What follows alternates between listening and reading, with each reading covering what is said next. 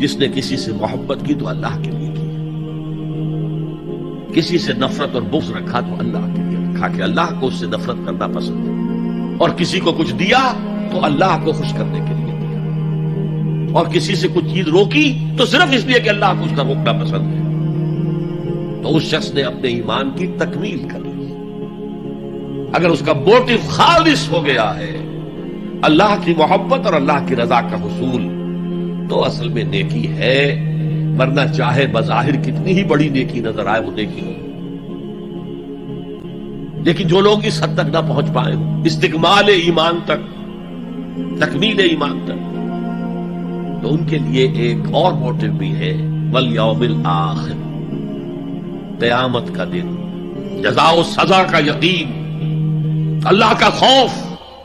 آخرت کے محاسبے کا خوف۔